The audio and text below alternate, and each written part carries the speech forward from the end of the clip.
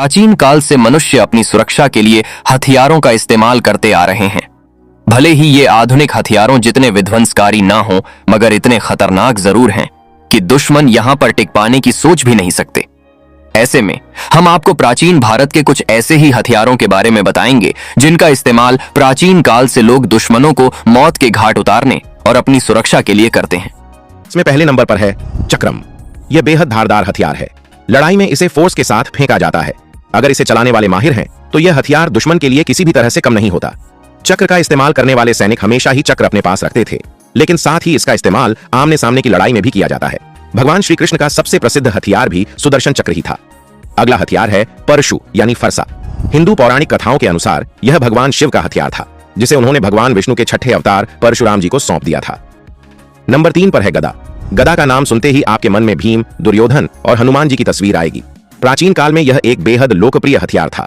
यह काफी भारी होता था और इसका इस्तेमाल उन भारी रक्षा कवच पहनने वालों पर किया जाता था जिन्हें धारदार हथियार से भेदा नहीं जा सकता। हनुमान जी को भी इस हथियार के साथ देखा जाता है।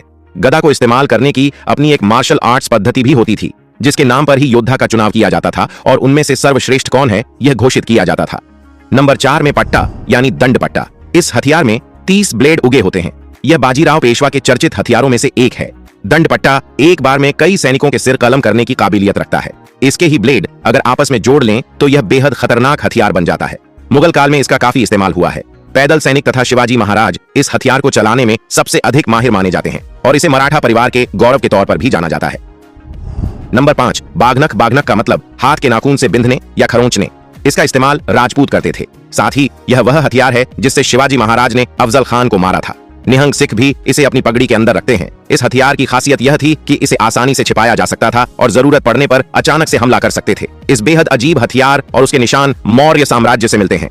बेहद माहिर लोग इसका इस्तेमाल करते थे, क्योंकि इसको चलाने में जरा सी भी गलती हुई तो आप खुद को चोट पहुंचा लेंगे। नंबर 6 कुकरी। यह बेहद तेज धार वाला मुड़ा ब्लेड होता है। यह मुख्य रूप से गोरखाओं के हथियार के रूप में जाना जाता है। यह गोरखा सैनिक की यूनिफॉर्म में आपको मिल जाएगी। शादी जैसे रीति रिवाजों में भी गोरखा इसे अपने साथ रखते हैं। नंबर 7 कटार। कटार यह धारदार हथियार दक्षिण भारत में बना और बाद में इसका इस्तेमाल मुगल और राजपूत अक्सर करते थे।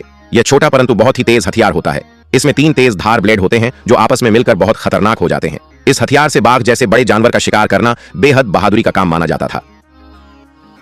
नंबर 8 कृपाण। कृपाण का संबंध पंजाब पर मुगलों के कब्जे के दौरान से है और जब भारत पर मुगलों के अत्याचार बढ़ रहे थे उसके बाद अंतिम गुरु गोविंद सिंह ने अपने बचाव में इसे रखना अनिवार्य कर दिया था और यह आज भी चल रहा है।